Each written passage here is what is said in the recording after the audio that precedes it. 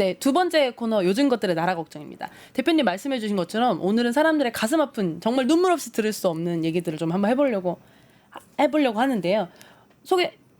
네, 그래서 우리 사회가 사실 그 전세로 많이 살잖아요. 사람들이 집을 구매하기는 좀 어렵고 월세는 너무 비싸니까 주거사다리 중간 정도로 해서 전세를 많이 사는데 사실 이 전세 제도를 이용할 땐 좋은데 사실은 이걸 가지고 사기치고 특히 전세를 사는 사람들 대부분은 아파트가 아닌 어떤 빌라라든지 오피스텔에 사는 젊은 사람들이 많은데 그런 사람들을 뭔가 이제 그 제도의 어떤 허점들을 이용해가지고 사람들의 재정적인 부분을 이제 갈취하고 정신적 피해를 주는 전세 사기가 정말 심각합니다. 근데 이런 얘기들이 좀 세상에 정말 알려주고 해결하기 위해 노력해야 되는데 그렇지 않은 것 같아서 오늘 시간에 한번 전세 사기에 대해서 얘기해 보도록 하겠습니다.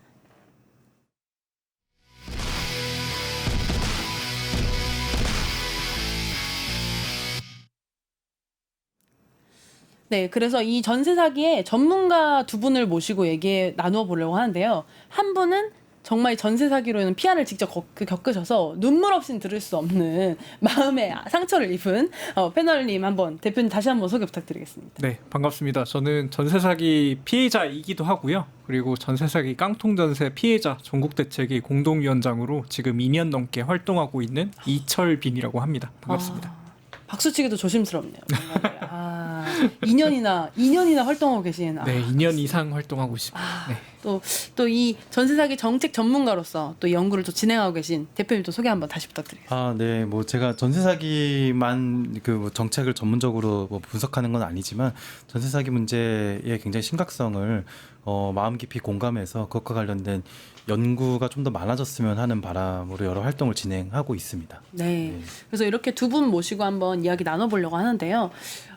제가 묻기도 좀 조심스러워지지만 어떤 일이 있으셨길래 이렇게 2년 동안 이 전세 사기에 대해서 활동을 좀 하게 되셨는지 좀 궁금해요.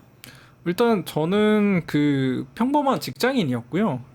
물론 부동산 업계에서 스타트업 쪽에서 일을 하면서 주택 임대 관리 이런 일도 하는 그냥 평범한 청년이었는데 근데 21년 한 10월 이쯤에 전셋집을 알아보면서 좀 되게 좋은 전셋집을 찾았다라고 생각을 했죠.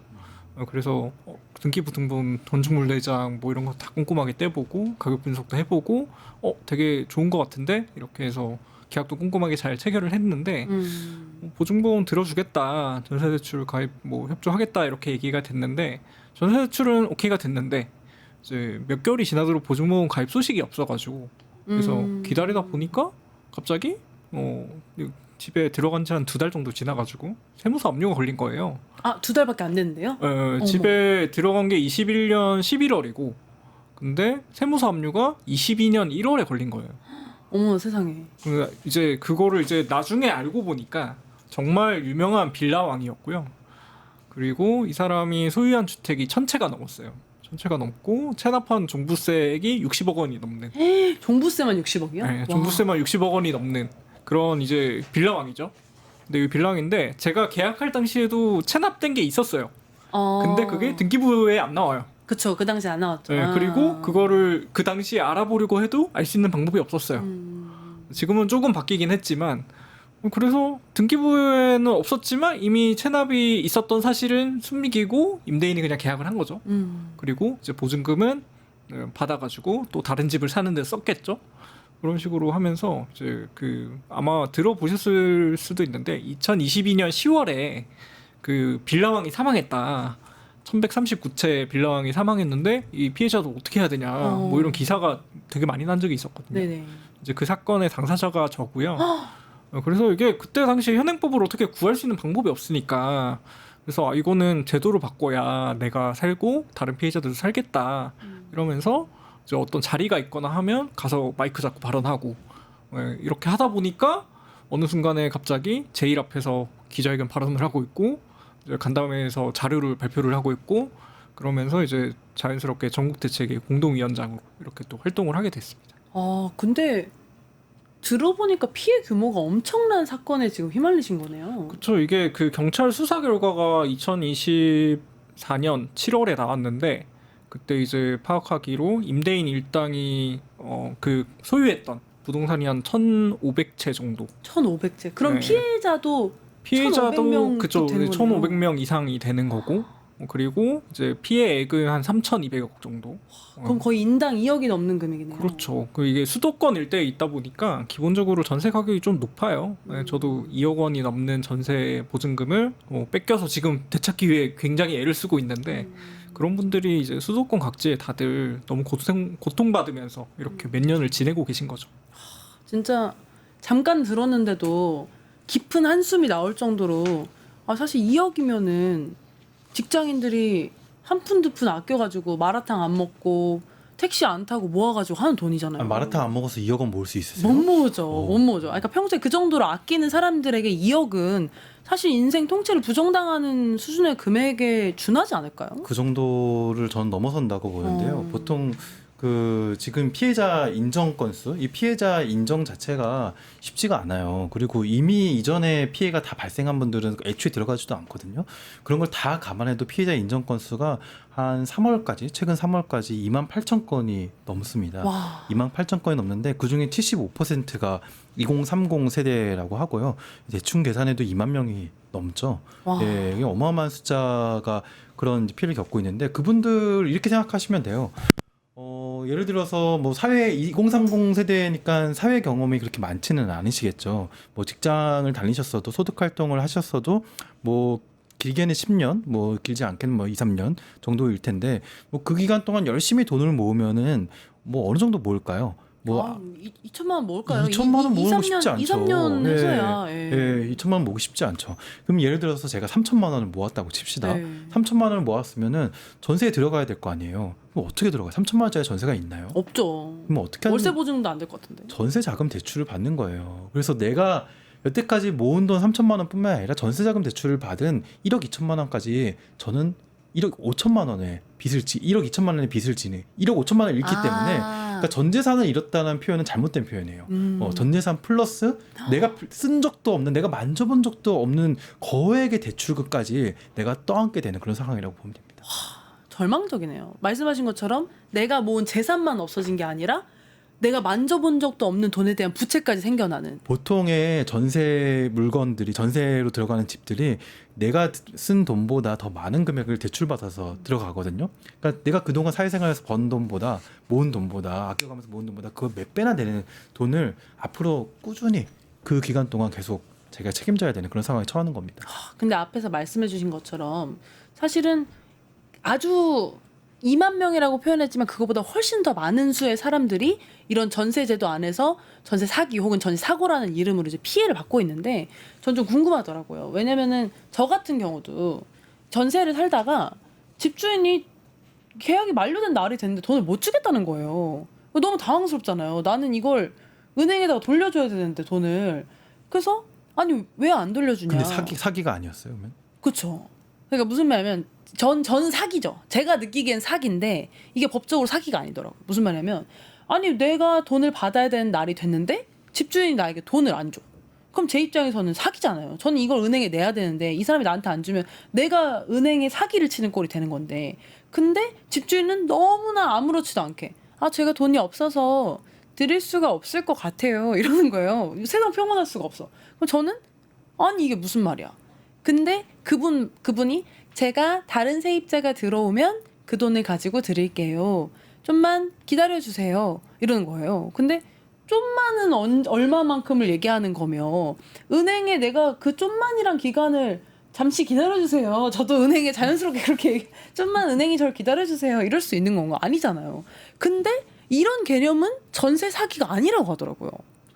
전세 사기의 요건. 그러니까 그게 너무 어이가 없는 건데 사실 피해자 입장에서는 다 같은 사기거든요. 그쵸. 그러니까 임대인이 의도가 어쨌건 간에 계약한 날짜까지 보증금 못 돌려주면 그거는 사기다.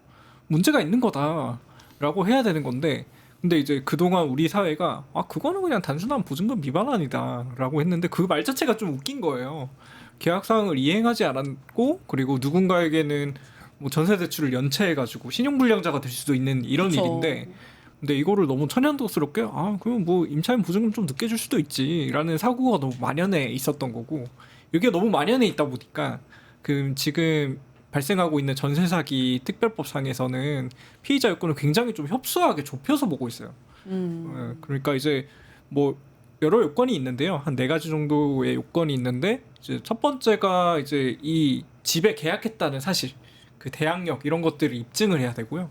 이제 두 번째가 보증금 요건이 5억 원, 그리고 시도별 요건에 따라서 최대 7억 원까지 인정을 해주고, 이제 세 번째 요건이 다수의 피해자, 즉 여기서 다수라는 건 2인 이상의 피해자가 있어야 되는 거고요. 네 번째가 진짜 좀 너무 골치 아픈 문제인데, 임대인이 사기 의도가 있었느냐, 이걸 입증을 해야 됩니다. 아니 이걸 어떻게 입증을 하죠? 그러니까 이제 전세 사기라는 말을 아까 썼잖아요. 네. 전세 사고가 아니라 사고냐 사기냐라는 네. 표현을 썼는데, 사기라는 표현은 형법상의 표현이거든요. 형법. 그러니까 법 용어라는 거죠. 예, 그러니까 지금 윤석열이라는 분이 헌법 재판을 받다가 최근에 형법 재판, 형사 재판을 그쵸. 받고 있잖아요. 그러니까 헌법에서의 요건과 형법에서의 요건이 다르거든요. 보통 우리가 재판은 크게 형사랑 민사로 나뉘어져 있는데, 형사가 훨씬 깐깐합니다. 왜냐하면 형사에서 처벌받으면 감옥에 가는 거잖아요. 그렇기 때문에 훨씬 그 범죄 요건들이 깐깐하고요.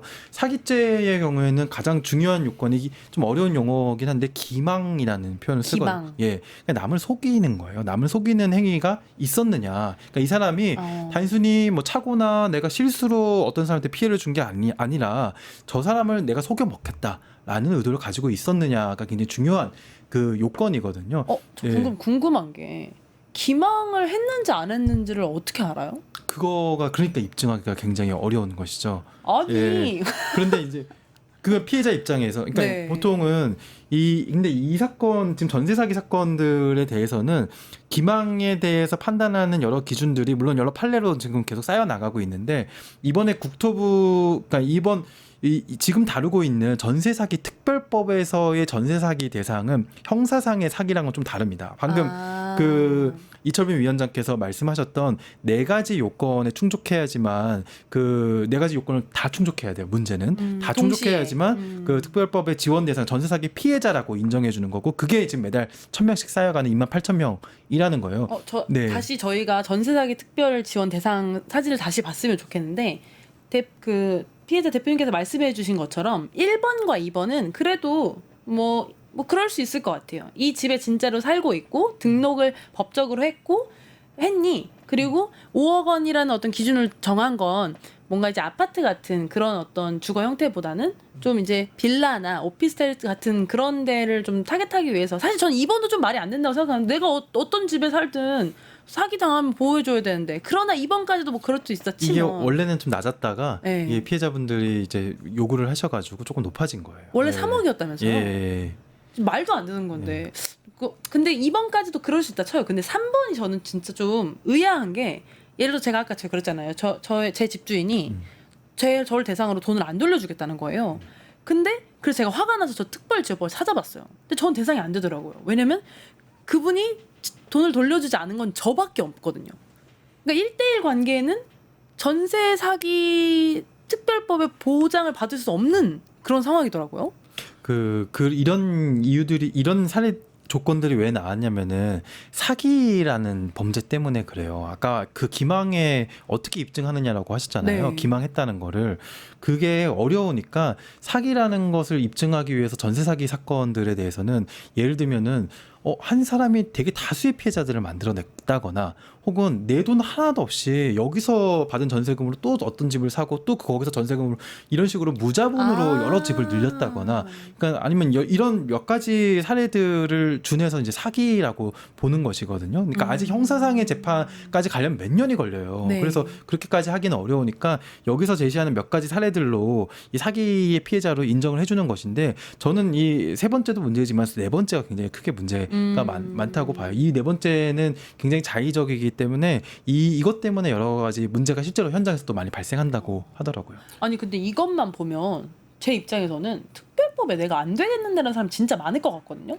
근데 이거에 해당하는 사람, 이 4개를 동시에 충족하는 사람이 2만 명이 넘는다는 네, 거잖아요. 2만 8천 명이 넘고요. 현재. 그러니까 이게 사실 전체 그 피해자 신청 건수는 4만 건이 넘어요. 근데 그 중에서 이제 지금 공식적으로 인정받은 피해자만 따졌을 때 한 2만 8천 명 조금 넘는 거고, 그리고 따지면 단순 계산하면 한 1만 명이 넘는 피해자분들은 지금 사기 피해를 당했는데 인정을 못 받아가지고 어머. 어떤 지원도 못 받는다라는 말도 되거든요. 그러네요. 10,000명이면 네. 엄청난 규모고 한 명당 아까 말씀하신 어떤 그런 피해 규모를 생각해 보면 1억만 잡아도 이게 어마어마한 금액의 피해를 보신 분들이 10,000명이나 지금 계시다는 거죠. 그쵸, 뭐 그냥 단순 계산을 해도 1만 명 이상인데 아직까지 뭐 전세 사기를 인지하지 못했거나 혹은 이제 인지를 했는데 어디서부터 뭘 해야 될지 모르는 이런 사람 뭐 더하면 이 피해가 어느 정도인지 뭐 가늠하기도 어렵고요. 일단 그 지금 진행자께서 계속 돈을 못 받은 상황이라고 가정을 해본다면 네네네네. 이게 사기인지 사고인지 어떻게 구분할 수 있을까요? 사기죠.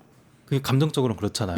예. 그런데 제가 돈을 못 받, 예. 정해진 날이 됐는데 제가 돈을 못 받았는데 어떻게 이게 사기가 아닐 수 있어요? 그런데 마지막 네 번째 요건을 충족하려면 어떻게 해야 되겠어요? 일부러 안 준다는 거를 증명해야 되니까 뭔가 조건이 안 됐는데도 이런 일을 했다고 하든지 아니면은 가지고 있는 돈이 있는데도 일부러 안 준다는 걸 제가 증명해야 될 것 같은데. 맞습니다. 그 접수처에 가가지고 이 네 네. 번째 거를 증명해내야 되는 거예요. 그걸 어떻게 해요? 그러니까 그걸 하기가 너무 어려운 거죠. 아니 왜냐면 제가 그 상대방의 계좌를 열어볼 수도 없는 노릇이고. 그렇죠. 그러니까 이 방송에서도 좀 말씀을 드리고 싶은데 아마 여기 방송 보시고 계시는 분들 중에 2030 세대들이 많으시잖아요. 내가 지금 전세 보증금 못 받고 있다. 그리고 나도 전세 사기 피해자일지도 모르고 전세 사기 피해자로 인정받으면 그래도 정부로부터 여러 정책적인 지원을 받을 수 있거든요. 그런데 내가 도대체 피해자라는 건 전세 사기 피해자라는 걸 어떻게 입증하지? 라는 의문점이 궁금한 점이 있으신 분들은 사실 피해자들끼리 정보를 교환해서 그 본인의 임대인이 사기의 가해자일 수 있는 그런 여러 가지 증거들을 찾아내야 되거든요. 개인이 할 수 없는 일이에요. 그래서 그런 피해자들끼리의 연대 또 서로 간의 소통 이런 것들이 굉장히 중요한데 또 그런 일을 또 피해자 대책위가 또 하고 계시는 거죠. 그래서 그러네요. 이게 어떻게 보면 되게 좀 불합리한 일이에요. 사실은 피해는 이미 발생한 거잖아요. 그쵸. 내가 계약한 날짜에 돈을 못 받았으면 그거 자체가 피해고, 그리고 내가 만약에 이사를 가려고 다른 집에 계약을 해놨다? 그럼 그 계약금 날리고 이제 이런 부차적인 피해도 있는 거고. 그런데 이제 국가에서는 그것만으로는 전세 사기가 아니라고 이렇게 얘기를 하는 거죠. 그래서 피해자들이 어떻게 하냐면 진짜 같은 건물에 다른 피해자들이 있는지 이렇게 막 쪽지 붙여놓고 서로 하면서 이렇게 얘기하고 오픈 채팅방 들어와서 혹시 누구누구 피해자분 계세요? 이렇게 수소문하고 이렇게 해서 끌어모아가지고 경찰에다가 같이 고소를 하고 경찰에서 또 수사를 해주길 기대하고 그것까지 기다린 다음에 이제 특별법상의 피해자로 신청을 하는데, 근데 이게 말로만 들어도 되게 오래 걸릴 것 같잖아요. 너무 오래 걸릴 것 같은데요? 이게 반년에서 뭐 1년 뭐 이렇게 갈 수도 있는 문제예요. 피해자 그러니까 인정받기까지. 피해자 특별법을 적용받기 위해서 피해자를 네. 신청하는 과정 그리고 선정되는 과정까지가 이미 6개월 이상 걸릴 수 있는 그런 과정인 거예요. 그러니까 이게 다른 것도 아니라 요 4번 충족하는 데만 6개월 정도 걸린다는 거죠. 왜냐면은 이거를 그러니까 이 사람이 임대 보증금을 반환하지 아니할 의도가 있다라는 거를 입증해야 되는 거잖아요. 그러기 위해서는 말씀하신 대로 피해자들끼리 증거를 찾아야죠. 그 증거를 기반으로 수사기관에 고발을 해야죠. 고발하는 걸로 그치지 않고 거기서 수사기관에 수사를 해야죠. 그리고 저는 이게 정확하게 문장이 써 있지 않아서 수사 정도를 게시하는 것만으로도 이 4번이 충족된다고 봤는데 또 피해자분들은 그렇지는 않다고 또 하시더라고요. 한번 거기 자세히 말씀해 주시면 좋을 것 같습니다. 그러니까 이게 특별법 초기에는 이 전세 사기 문제가 워낙 심각하고 이러니까 사실 경찰에서 수사를 개시하는 것만으로도 대부분 이거는 임대인의 기망 의도, 사기 의도가 있구나라고 인정을 해주다가 이게 작년 한 10월쯤부터 이제 어떤 말들이 나오고 있냐면 지금 국토부에서 피해자 심의를 하는데 이 피해자가 너무 많이 나오니까 이제 이 심의 기준을 자의적으로 엄격하게 바꿨다는 거예요. 그래서 경찰에서 수사를 개시하는 것만으로 안 되고 피해자 진술 내역 그리고 경찰에서 수사를 해서 혐의가 어느 정도 입증이 된다라는 내용까지 모두 다 보겠다. 아니 전 이게 진짜 거예요. 아예 이해가 안 되는 게 네. 전세 사기 피해에 대한 얘기가 나오면서 피해자가 많이 생겼잖아요. 그래서 전 국민이 아니 이런 사건이 있었어? 정말 심각하다라고 느꼈는데 그렇게 되면 사실은 대부분의 일들은 피해자를 더 커버하기 위한 범위가 넓어지고 더 많은 사람을 돕기 위해서 노력하게 되는데 이거는 너무 많은 피해자가 나오니까 더 줄여야지라는 방향으로 간다는 거잖아요. 그렇게 가고 있어요. 그래서 작년 10월 전에는 피해자 인정률이 그래도 제가 심의 건수 대비 인정 건수 따져봤을 때 한 70% 전후였거든요. 근데 지금 계속 깎이더니 최근에 3월 기준 통계 내보니까 40% 턱걸이 했어요. 아 그러면 신청한 사람 중에 한 40%? 2분의 1, 그러니까 둘이 신청하면 한 명도 안 될 수도 있는 거네요. 그렇죠. 그러니까 이제 한 40% 정도만 인정이 되고 나머지는 인정이 안 되고. 그러니까 이제 이분들은 또 이의 신청하고 재신청하고 이러면서 이제 또 난 이번에는 될까? 다음엔 되나? 이렇게 이제 기다리는 분들이 또 몇만 명이 또 있을 수 있는 거고 하다 보니까 이 피해자를 인정하는 것부터가 허들이 너무 높아서 지금 뭐 몇 개월, 몇 년 이렇게 고생을 하는 분들이 더 많이 나올 수가 있는 와. 상황입니다. 근데 이제 제가 또 뭐 반대쪽인 정부나 경찰의 입장에서 서본다면은 아 듣고 싶지 않아요. 죄송합니다. 물론 그렇게 생각하시는 게 너무 당연한데요. 그렇죠. 물론 굉장히 애매한 측면은 있을 것 같아요. 그러니까 무조건 고발한다고 다 피해자로 인정해야 되느냐 굉장히 논란이 있을 것 같거든요. 그렇다면은 저는 이런 건 행정으로 좀 풀어야 되거든요. 그래서 예를 들어서 전세 사기 피해가 많이 발생하는 지역에 이쪽 수사를 담당하는 인력을 대거 보강을 해가지고 특정 기간에는 이 수사를 굉장히 신속하게 진행을 해서 말씀하신 그런 증거사항이나 수사의 내용들을 빨리 확보해가지고 최대한 피해자들이 오래 걸리지 않게끔 지원을 한다라든지 아니면 심지어 그 수사만 진행할 게 아니라 국세청이랑 같이 붙어가지고 임대인에 대한 세무조사까지 같이 진행을 하는 거예요. 그럼 아마 그렇게 되면은 임대인에 대한 그런 압박도 훨씬 더 강해질 거거든요. 그래서 행정으로 충분히 풀 수 있는 부분이 있는데 지난 정부에서는 전혀 그런 의지가 보이지 않았던 거죠. 근데 이게 너무 아이러니한 게 그 지난 정부가 우리가 검사 정권이라고 얘기를 하지 않습니까? 그렇죠. 검사 출신의 대통령과 검사 출신의 법무부 장관, 당시 이제 한동훈 장관이었고 했는데 전세 사기 지구 끝까지 쫓아가서 잡아와라. 이렇게 대통령이 실제로 공언을 하고 정부 차원에서 특별 단속도 했어요. 근데 작년 8월까지 특별 단속하고 끝났거든요. 그 이후에는 정말 일선 경찰서에서 너무 하기 싫어하는 거예요. 진짜 그 일선 경찰서 가면 이거 순서 안 한다. 이거 뭐 그럼 아직까지도 전세 사기 이거 민사 문제인데 우리 경찰서 이거 안 합니다. 이러고 그리고 너무 바쁜 거예요. 오히려 더 미온적으로 변해버린 거네요. 그렇죠. 그러니까 이제 전세 사기 이거 뭐 해봤자 입증하기도 어렵고 우리 수사 인력도 부족한데 이거 뭐 그냥 대충 뭉개 뭐 이런 식으로 해서 최근에는 그냥 진짜 피해자분들이 아니 우리 같은 임대인의 피해자만 80명인데 피해자 불인정됐어요. 100명인데 피해자 불인정됐어요. 경찰 수사 안 해줘요. 이런 분들이 너무 많은 거예요 최근에. 아니 전 그러니까, 사실 이게 저희가 이제 전세 사기를 다루면서 저는 피해자분들이 얼마나 많은 피해를 겪고 계실까에 대해서 많이 얘기하게 될 거라고 생각했거든요. 근데 그 전에 이미 그러니까 피해자로 인정받는 과정 자체가 너무 어렵고 사실 이 방송을 보고 계시는 분들도 본인 혹은 자녀 혹은 주변에 있는 분들 전세 사시는 분들 많으시잖아요. 근데 전세 사기는 지금 누구에게나 일어날 수 있고 근데 일어나도 내가 그 대상이 될 확률이 40%대밖에 안 된다는 사실을 우리가 알고 있다면 이런 전세 사기는 어떻게 해결해야 되는가에 대해서 정말 집단적인 지성을 모아서 해결을 하기 위해서 노력해야 되는 거지. 이걸 개인의 어떤 문제라고 생각하기에는 전세 살고 있는 분들이 이렇게 많은데 모두 다 잠재적 피해자가 될 수 있는 상황 아닌가? 저는 좀 이렇게 느껴지네요. 그래서 그 제가 한 2년 전에 이제 특별법 처음 만들 때 당시에는 그 시민들이나 이런 뭐 전문가분들 반응이 상당히 좀 냉소적이었어요. 그러니까 이거는 그냥 전세 계약 잘못한 임차인 탓이지 좀 잘 알아보지 그랬냐 이런 심리가 사실 꽤 있었거든요. 근데 제가 몇 년을 이렇게 활동을 해보면서 느끼는 게 이게 점점 사람들이 내 주변에도 지금 돈 못 받고 있는 사람이 있는데 내 주변에도 지금 전세 세입자인데 문제 겪어서 지금 어떻게 해야 될지 모르는 사람 있다. 사실은 나도 지금 돈을 못 받고 있어요라고 하는 그런 기자분도 만나봤고. 네, 그러니까 이게 상황이 되게 웃긴 거예요. 이게 뭐 날이 가면 갈수록 이게 문제가 늘어나는 거죠. 매듭이 지어지는 게 아니고 오히려 만성화되고 오히려 전국화되고 이게 훨씬 광범위해지고 있는 거죠. 네. 저는 그런 말씀 드리고 싶어요. 그러니까 제가 오늘 방송 들어가기 전에도 이철빈 위원장께 평소보다 말씀 좀 쉽게 하시는 게 좋겠다 이렇게 얘기했거든요. 그러니까 왜 그런 말씀 드렸냐면은 지금 이분이 전세 사기 피해를 그동안 다루면서 누구보다 이 분야의 전문가가 됐어요. 그리고 사실 이전에도 부동산 업계에서 일했던 분이거든요. 이 업계에서 잘 알아요.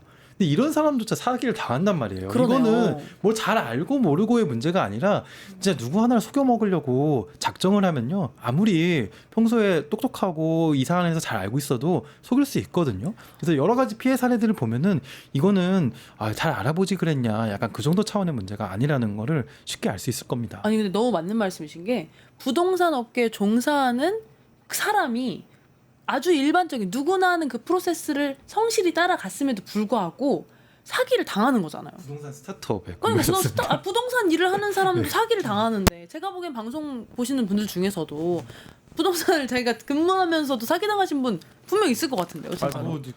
저는 변호사도 받고요. 법조인 변호사도 당하는데 이게 변호사도 받고 다양하게 봤어요. 뭐 공인중개사도 받고. 아니 그럼 이거야말로 진짜 제도적 문제라는 거 아닌가요? 당연히 제도적 문제죠. 구조적인 문제고요. 이거는 정말 뜯어 고쳐야 되는 그런 문제입니다. 정말 이 피해에 대해서만 진짜 한 시간 얘기하고 싶을 정도로 정말 안타까운데 이런 엄청나게 어려운 과정을 통과해서 40%대 안의 확률을 통해 제가 전세사기 특별법 대상자에 선정됐다면 그러면 그때부터는 어떻게 되는 거예요? 사실 그때부터 진짜 시작이죠. 이제 시작인가요? 이제 시작입니다. 그 전까지는 이제 정말 문을 하나 열고 들어간 것 뿐이고 네. 이제부터 해야 되는 게 아주 막막하죠. 그러니까 그 피해자별로 이렇게 뭐 선택해서 이렇게 할 수 있는 경로들이 굉장히 다양한데 이제 그때부터 뭐 누군가는 경매를 시작하기도 하고 누군가는 아직 이제 그 집주인하고 연락이 안 되는데 어떻게 해야 될지 모르는 분들도 계시고 하는데 아주 중구난방입니다. 네. 그러면 사실은 이게 그냥 단순히 돈 못 받는 수준의 문제가 아니잖아요. 돈 못 받는 거는 사실은 돈 못 받는 거 자체만으로 영혼의 살인마인데 이 아까 말씀하신 집주인이랑 연락이 안 되고 내가 경매에 들어가야 되고 또 어디에 가서 서류 제출해야 되고 정신적 스트레스가 어마어마할 것 같은데요. 보통 이분들이 많이 쓰는 표현 중에 지옥이 된 집이라는 표현을 많이 쓰거든요. 그러니까 내가 살고 있는 집이 어쩌면 그 늘상 이 문제로 인한 트라우마를 겪는 그 집에 계속 거주를 하게 되는 거잖아요. 내가 계속 이 집 때문에 스트레스 받고 굉장히 고통스러운데 그렇지만 우리 또 이 일과 끝나면 어디로 가야 되나요? 집으로 가야 되죠. 집으로 가야 되잖아요. 거기서 쉬어야 되잖아요. 근데 집에서 쉬는 느낌이 날까요? 안 나죠. 안 나겠잖아요. 그 전세 보증금 안 받았을 때 이미 경험해 보셨잖아요. 너무 끔찍했죠. 네, 그러니까 더 이상 이 집이 휴식과 재충전의 공간이 아니게 되는 거예요. 네. 근데도 그 집을 떠날 수 없는 상황인 거고. 그리고 더 이제 정부 정책 중에 중요한 정책이 우선 매수권이라는 좀 어려운 용어인데 우선 매수권이라는 걸 줘서 그러니까 이 집을 제일 먼저 살 수 있는 권한을 주겠다는 거예요. 그러니까 그 지옥이 된 집을 이제 너가 더 대출 받아 가지고 살아. 더 대출을 받아서 네, 사는 거가 이제 중요한 대책 중에 하나인데 물론 다른 정책이 다 그보다 아무 정책이 없는 것보다는 분명히 낫겠죠. 그렇지만 상당히 그 정책만이 그나마 유효한 정책이라면 그것도 상당히 문제가 있는 것이겠죠. 와, 아니 저는 그런 얘기도 들었거든요. 예를 들어서 전세사기 특별법을 내가 피해 대상자가 됐어. 그래서 내가 선택할 수 있는 거는 이제 몇 개가 있는 거죠. 하나는 경매를 진행해. 그래서 그 집을 누가 사. 그래서 그 사람이 나한테 돈을 줘서 이 채권 관계를 해소해서 돈을 이제 이렇게 받을 수 있는 방식. 근데 아무도 안 사. 왜? 보증금을 돌려줘야 되니까 원래 집값 플러스 보증금까지 줘야 되니까 아무도 안 사니까 내가 살 수밖에 없는 그러니까 집을 건지는 것만이 거의 유일한 어떤 상황이 돼버리는 그런 상황도 좀 왕왕 있는 것 같더라고요. 그게 특별법 제정 초기에 그런 분들이 또 되게 많았고 특별법 제정 전후로 이제 그 사실상 거의 뭐 지원 대책이랄 게 없었던 시기에 그런 얘기들이 좀 많았었어요. 그러니까 아니 결국에 나한테 남은 거는 정말 돈도 뺏기고 대출만 남고 그리고 어디 가서 또 시작을 하기에는 그것도 마땅치가 않고 그리고 그럴 바에는 그냥 경매를 해서 울며 겨자 먹기로 내가 보증금 안 받는 대신에 이 집을 받아오자 이렇게 선택을 하신 분들이 꽤 계셨죠. 근데 이게 사실은 우리가 뭐 전세 사기 얘기만 하지만 부동산 경기가 얼마나 어렵습니까? 지금 어렵죠. 네, 그러니까 특히나 이 아파트가 아닌 비아파트라고 하는 이런 작은 빌라, 오피스텔 이런 것들은 나중에 어떻게 수익을 내면서 팔기가 되게 어려워요. 근데 그런 상황에서 이 집을 받아오고 이 처치곤란의 집을 나중에 청약에서 어떤 불이익이 있을지도 모르는 이 집을 받아온다는 건 굉장히 큰 문제고요. 이 전세 사기 피해자들이 겪는 문제를 조금 더 구체적으로 말씀을 드리면 이제 이분들이 그냥 단순히 돈을 잃었다, 돈을 늦게 받는다 그 문제가 아니고 서두에 얘기를 했지만 나는 만져본 적도 없는 그런 억대의 대출이 저한테 생기는 거예요. 그러니까 저도 1억이 넘는 대출이 있거든요. 한 번도 제 통장에 들어와 본 적도 없는 돈이에요. 임대인 통장으로 바로 갔는데 근데 결국에는 임차인 명의로 대출을 받았으니까 임차인이 빚 갚아라. 임대인이 돈을 안 돌려줘서 내가 지금 대출을 못 갚겠다라고 하면 은행은 이제 그건 네 사정이고 알아서 갚아라. 네가 개인회생을 하든 뭘 하든 그거는 모르겠고 일단 빚을 갚아라 라고 이렇게 들어오는 거죠. 그래서 대출 연장이 될까? 그리고 대출 연장이 된다 해도 이자가 비싸져 있으면 이걸 어떻게 해야 되지? 저리로 대안해야겠네 뭐 이런 이제 고민이 또 하나가 있는 거고요. 고민의 굴레가 계속 이어지는 거네요. 그렇죠. 이게 고민이 끝나지가 않아요. 심지어 임대인이 세금을 체납하고 있잖아요. 네. 그러면 그 세금까지 가져가요. 왜냐면 경매되면은 그 돈은 경매된 돈으로 보통 보증금 못 돌려주거든요. 근데 그 보증금도 안 되는 그 경매에 나온 대금을 먼저 국가가 세금으로. 그러니까 임대인이 진 세금을 임차인이 갚아야 되는. 임차인 자기 돈도 못 받는데. 그러니까 정확히 예. 좀 더 얘기해 보면 경매를 통해 집이 팔렸어. 네. 근데 그 팔린 금액에 가장 먼저 세금을 먼저 세금이 띄워가고 최우선적으로 떼갑니다. 세금을 먼저 네. 띄우고 그 다음에 저에게 제가 그 다음 순서라면 그 다음에 저에게 이제 권리가 있는 건데 그 말인즉슨 내가 세금 갚아주는 거나 다름이 없다 그렇죠. 이런 말씀이죠. 네, 그렇죠. 네. 아니 근데 보통 채무자가 그러니까 보통 전세 계약이라는 거는 이게 물론 그렇게 안 봐서 그렇지 사실은 돈을 빌려주는 거잖아요. 그렇죠. 그러니까 세입자가 일종의 채권자예요. 돈을 무이자로 빌려주는 거. 물론 집이라는 걸 사용하면 대가로서 돈을 무이자로 빌려주는 거잖아요. 근데 우리 이렇게 생각해 보면 돼요. 우리가 채권자가 채무자의 체납세 금액을 내준다? 말도 안 되는 상상할 수 있는 거죠. 일이에요? 말도 안 되는 거죠. 내가 왜 내줘? 상상할 수 없는 돈까지 빌려줬는데 그 돈까지 내가 못 받았어. 아니 근데 강도가 저- 따름없는데요? 근데 저 사람이 체납한 세금까지 내가 내줘야 되는 거야. 이런 상황을 상상해 볼 수 있나요? 그러니까 말이 안 되는 거죠. 사실 일반적인 우리가 뭐 주식회사 이런 상거래에서 채권자고 채무자면 내가 채권자니까 당연히 내가 왕이지. 아니 이거 내가 무한 돈을 받아야 책임 되고. 아닌가 이 해야 정도면? 되는데 이제 채무자가 오히려 갑이 되고 하는 이런 상황이 이제 전세 계약에서는 있는 거고. 아니 근데 그렇죠. 아니 어떻게 이걸 버티셨어요? 그냥 이제 제 문제 해결하려고 하다 보니까 이런 거를 버티고 활동을 하고 있는 거죠. 아니 근데 이어서 좀 얘기해 보고 싶은 게 네네네. 사실 이렇게 피해자들의 피해는 진짜 막심하잖아요. 그렇죠. 그럼 가해자는? 그러니까 이게 사기꾼은 너무 어떻게 억울한 게 그러니까 피해자는 진짜 온갖 피해를 다 겪거든요. 그러니까 경공매가 진행이 돼서 이렇게 만약에 내가 이 집에 대해서 그냥 후순위 권리를 가지고 있다. 우선순위가 아니다라고 하면 경매가 끝나면 난 그냥 바로 쫓겨나는 거거든요. 그렇게 되는 이제 주거 불안의 위협도 가지고 있고. 집도 잃어버리게 되는 거네요. 그렇죠. 주거 환경도. 그렇게 되는 분들이 사실은 피해자 중에 더 많아요. 그런 분들도 계시고 그리고 여기 피해 주택 상황이 이제 그 임대인이 관리를 하지 않으니까 이 시설 문제가 되게 많이 생겨요. 집에서 물이 샌다? 혹은 이제 임대인이 이 건물에 대해서 납부해야 될 관리비를 내지 않아 가지고 단전이 되고 단수가 된다는 이제 안내문이 붙는다? 혹은 이제 갑자기 승강기가 이제 멈춰선다? 이렇게 했는데 임차인이 할 수 있는 게 아무것도 없는 거예요. 다 임대인이 이렇게 해야 되는데 하지 않아가지고 생기는 문제는 전부 다 임차인이 떠맡지만 실제로 할 수 있는 건 아무것도 없고. 주거 환경이 나빠진 것도 네. 사실은 임대인이 해야 되는데 내가 임차인이기 때문에 할 수도 없는데 근데 이제 피해는 다 겪고 있죠. 겪고 있고. 근데 이런 이제 물리적인 문제만 있는 게 아니고 이게 또 관계적인 문제, 사회적인 문제로 발전하는 게 이게 피해자 중에서 한 20대 후반 그리고 30대 분들은 신혼부부가 되게 많아요. 신혼부부분들이 이렇게 결혼하면서 신혼생활 여기 작게 시작했다가 우리 몇 년 후에 이제 아파트 분양받아서 아파트로 가자 이렇게 하고 들어오셨는데 전세 사기를 당하신 거죠. 돈 잃은 것도 너무 억울한데 이제 너무 가슴 아프지만 이제 상대방에게 책임을 떠넘기는 거예요. 네가 계약하자 그랬지. 네가 이 집 좋다 그랬잖아.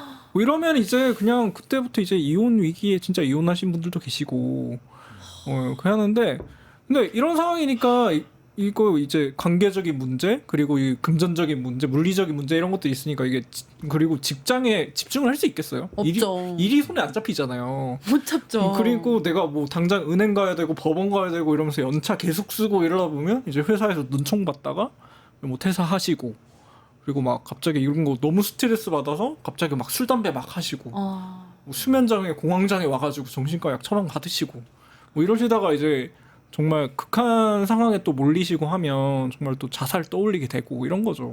회사를 그렇게 해서 그만두는데 매달 이자는 돌아오거든. 내가 아. 써본 적도 없는 돈의 이자.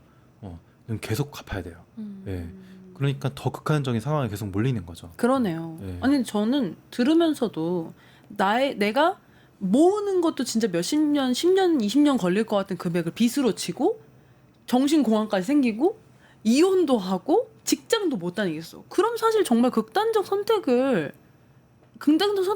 몰아가고 있는 수준 아닌가라는 생각이 좀 그러니까 들어요. 이거를 이렇게 말씀을 항상 되게 조심스러워요. 그러니까 그런 부분들은 약간 지금 비슷한 어려움을 겪고 있는 분들이 약간 또 그런 생각을 더 하실까봐 굉장히 조심스러운 부분이고, 그럼에도 불구하고 저는 이제 뭐 이 방송을 보고 계신 분들이 있다면 당신의 잘못이 아니고, 그럼요. 예, 그리고 그런 생각보다는 그래도 이렇게 피해자분들이 연대해서 열심히 이 문제를 해결해 나가려는 분들이 있고 같이 연대하면 분명 방법이 있다고 말씀드리고 싶거든요. 아, 그럼요. 그렇지만 또 분명히 이분들을 계속 극한으로 사회가 몰고 가고 있는 건 사실이죠. 네. 아, 그래서 이런 극한의 피해를 받는데 그러면 가해자들은 어떤 처벌을 지금 받고 있는 거예요? 그러니까 그게 그 피해자는 정말 미치고 팔짝뛸 노릇이라는 게, 저는 이제 생전 써본 적도 없는 금액을 앞으로 몇십 년을 갚아야 될지도 모르는 상황에, 그리고 없던 병도 생기고 문제가 생기는데 가해자는 너무 잘 먹고 너무 잘 사는 거예요.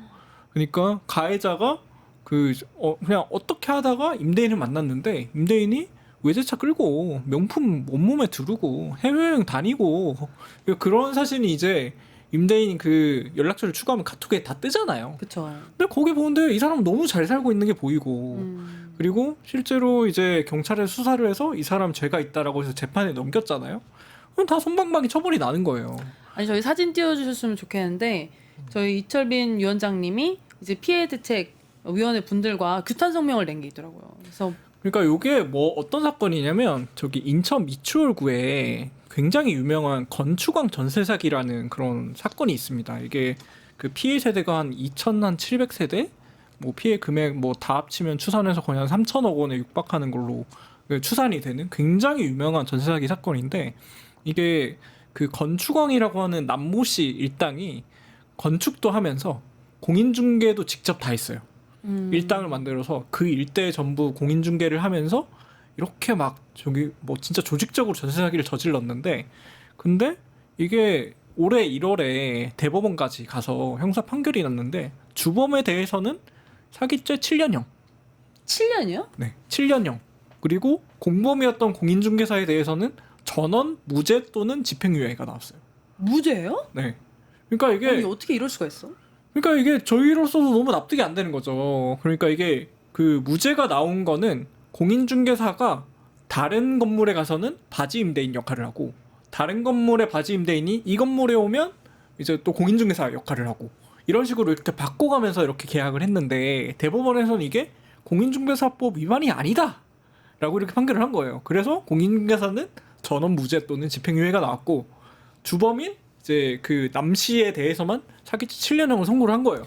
아니 근데 이게 진짜 화가 나는 게 7년을 저축해도 못 모을 돈인데 수많은 사람에게 피해를 끼친 사람은 7년밖에 안 받았다는 게, 이거는 어떻게 보면 사기를 권장하는 수준 아니에요? 그러니까 이제 저희가 너무 억울한 게, 아니 이런 식으로 계산하면 아니 누구나 다 사기치지. 사기치면 지금 뭐 이렇게 7년형 살다 오는 거 따져도 뭐 아무리 보수적으로 잡아도 1년에 한 30억은 그냥 거뜬히 벌어들이는 사업인데 이걸 누가 안 하겠냐라는 거죠. 근데 아마 이제 그런 생각이 있었을 거예요. 왜냐면 우리나라는 아까 이제 전세 사기에 대한 요즘 수사 잘 안 한다 그랬잖아요. 약간 저는 왜 그런지 약간 납득이 될 것 같은데, 왜냐면 한국은 약간 사기 공화국이거든요. 좀 너무 심한 표현일지 모르겠는데 정말 온갖 종류의 사기 범죄가 많이 발생하고, 사실 경찰분들이 정말 다종다양한 사기 범죄의 신고를 받고 그걸 수사하느라고 일상 정신이 없는데, 이런 사기 공화국이 된 굉장히 결정적인 이유가 방금 말씀하셨듯이 사기 범죄에 대한 형량, 또 범죄 수익 환수 이런 것이 굉장히 미미하기 때문에 한마디로 이 비즈니스가 되는 거예요. 내가 이거를 했을 때 얻는 것과, 보통 비즈니스라는 거는 내가 쓴 돈과 그리고 남아야죠. 받는 돈을 이렇게 생각하는 거잖아요. 여기서는 내가 버는 돈과 내가 만약에 걸렸을 때 지출하게 되는 어떤 뭐 받게 되는 그 형량이나 벌금이나 이런 거를 비교했을 때 남는 게 훨씬 크다는 거죠. 아마 다른 사기 범죄는 7년형이 나오는 경우도 굉장히 드물거든요.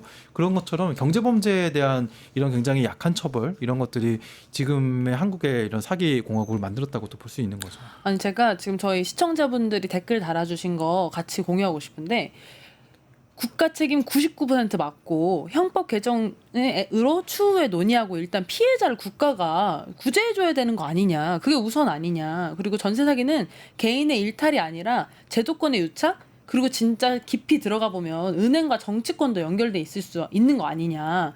그리고 이게 경제 사범들은 사실 말씀하신 것처럼 극형에 처해야 되는 거 아니냐. 이런 이게 진짜 댓글 달아주신 것이 사실은 일반 국민들의 정말 정서잖아요. 이렇게 피해를 받았는데. 그러니까 이게 저희가 자본주의 사회에 살잖아요. 여기서 사실은 경제적으로 이렇게까지 가혹한 범죄를 저지르는 건 진짜 살인에 준한다라고 이제 생각이 들죠.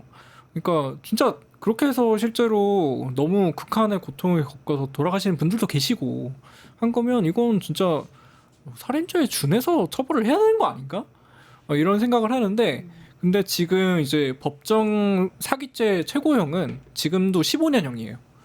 이제 10명한테 사기를 쳤든 100명한테 사기를 쳤든 1000명한테 사기를 쳤든 지금 법정 사기죄 최고형은 15년형이고 거기서 더 나아가려면 훨씬 더 엄격한 법리를 적용을 해서 뭐 다른 법리를 적용을 해야 되는데 너무 쉽지가 않은 거예요. 뉴스토마토 K평화연구원이 12.3 내란을 막아낸 시민영웅 1000명 찾기 프로젝트를 진행합니다.